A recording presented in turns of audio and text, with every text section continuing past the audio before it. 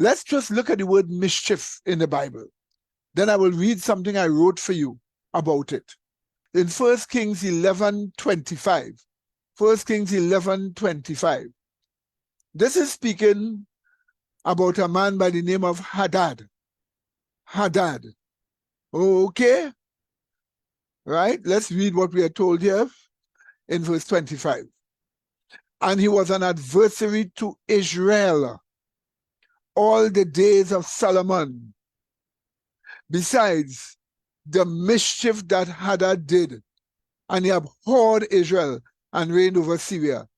So again, this person reigning over Syria, who hates Israel, is a mischief maker, and his name was Hadad, a Syrian. Now, let's forget Syria, and let's see what Job tells us about mischief in Job 15, 34 and 35.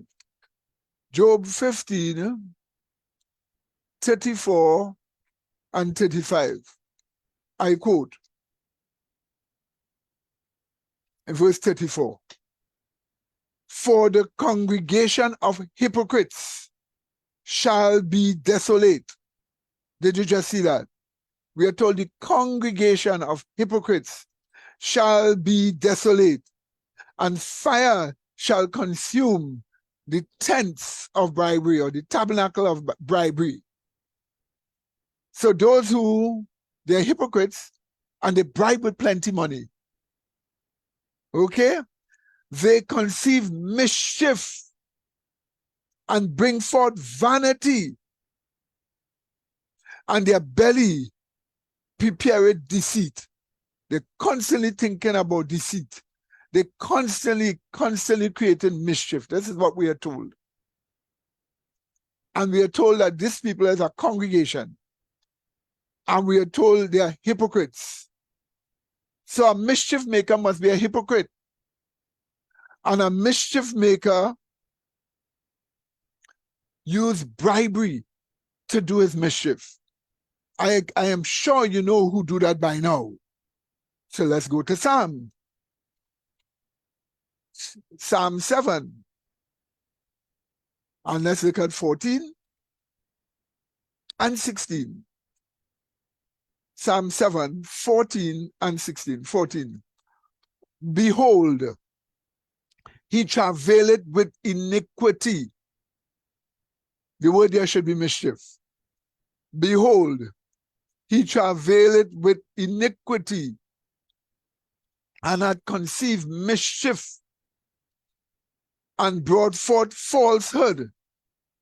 He made a pit and digged it, and is fallen into the ditch which he made. Verse 60 now. His mischief shall return upon his own head, and his violent dealing shall come down upon his own scalp. Pate there is scalp. Scalp. So we are seeing what happens to mischievous persons. This is what happened to those who are full of mischief. That's what we are being told here. But now go to Psalm 10 and verse 7. Psalm 10 and verse 7. It says, his mouth is full of cursing and deceit and fraud. Under his tongue is mischief and vanity. So why is he cursing? Why is he practicing deception? Because mischief is in his mouth and mischief is in his mind.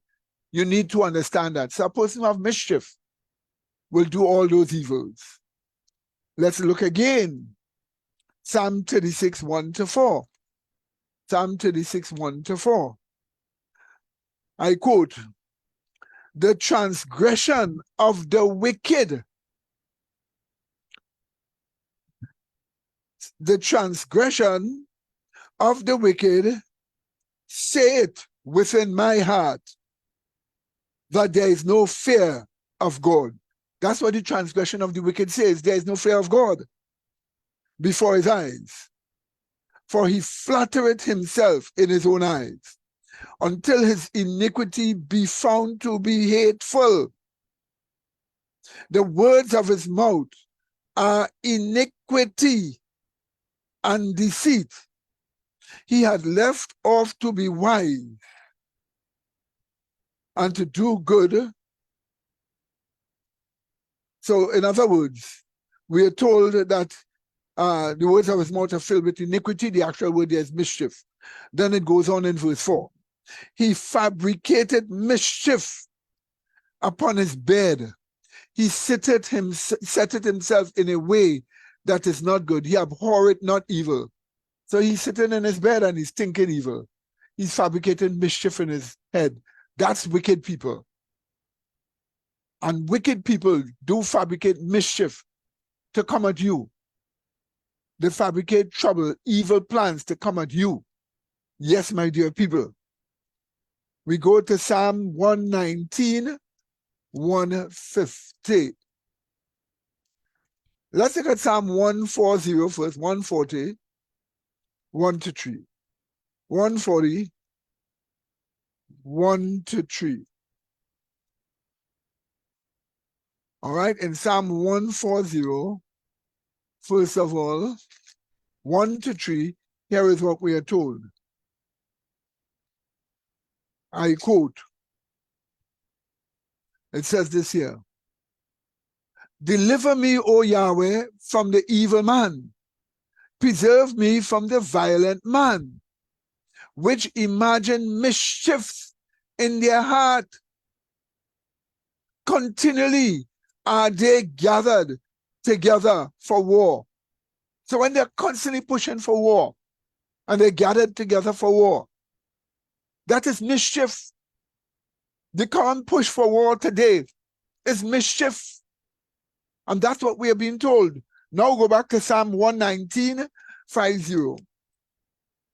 Psalm 119, 50 tells us this, I quote, they draw near and follow after mischief. They are far from thy law. So anybody who is seeking to do mischief, they are far from the law of God. The contrary humans don't keep the law of God because they're constantly doing mischief. Yes, my dear people. And that is a fact. But you know what? Look at Proverbs 6, 14 and 18. Proverbs 6, 14 and 18. I quote, verse 14. Perversion, that is the word frowardness. Perversion is in his heart. He deviseth mischief continually. He soweth discord. So when they're seeking to divide nations, divide races, divide people, it's mischief they are sowing. Did you get that? Mischief they are sowing, verse 18. An heart that deviseth mischief. Sorry, a heart that deviseth wicked imaginations. Feet that are swift in running to mischief, all that God hates. That's right, my dear people. That's right. So they are mischief makers. When they give you the vaccine, they're doing mischief. They plot mischief and do mischief towards you. All of that we are seeing here. Look at Proverbs 12, 20 and 21. Proverbs 12, 20 and 21. I quote, 20. Deceit is in the heart of them that imagine evil, but to the counselors of peace is joy. Did you just see that? There shall no evil happen to the just, but the wicked shall be filled with mischief. All right? So those imagine evil have mischief. And therefore, what is the opposite of mischief? Peace. So if somebody's plotting over and over to bring peace, that is the opposite of mischief. Let me read it for you again. Proverbs 12, 20 and 21. Quote,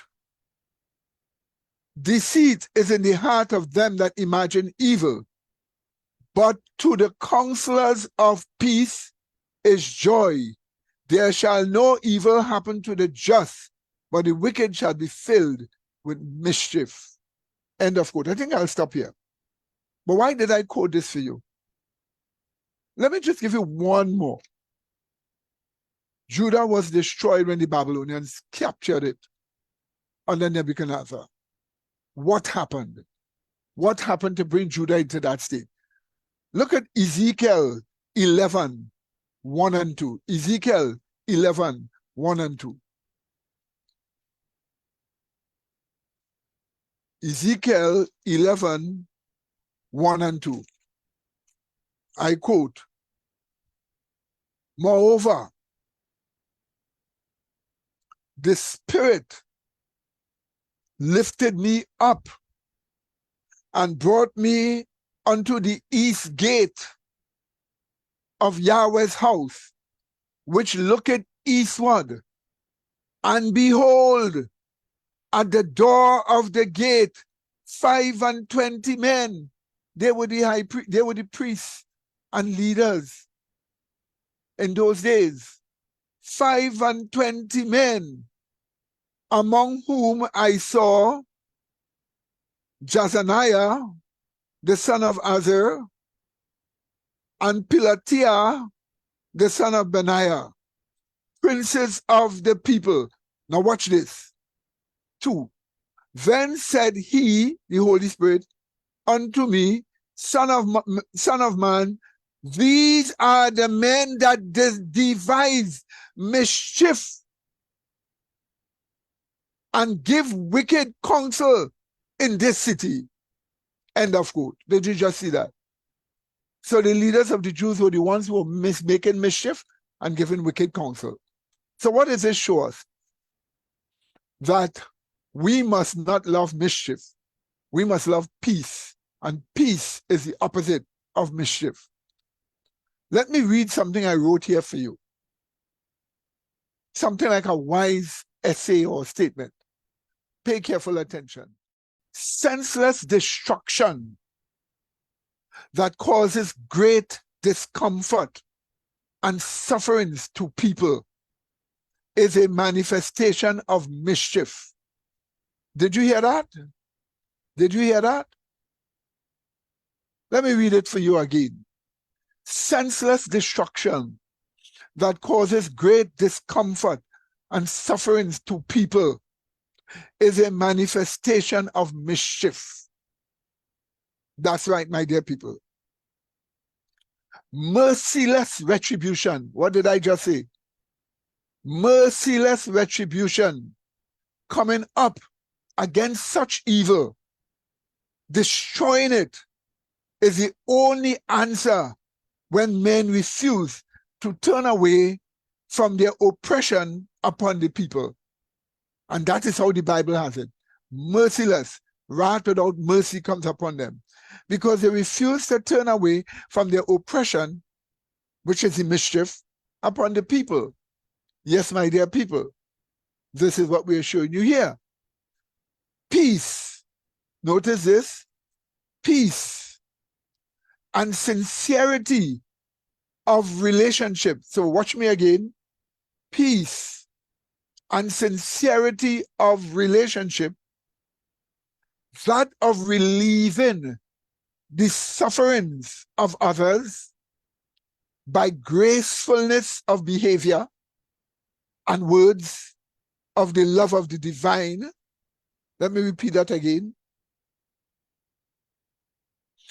Peace and sincerity of relationship, that of relieving the suffering of others, the sufferings of others, by gracefulness of behavior and words of love of the divine for sufferers, is the converted response to mischief.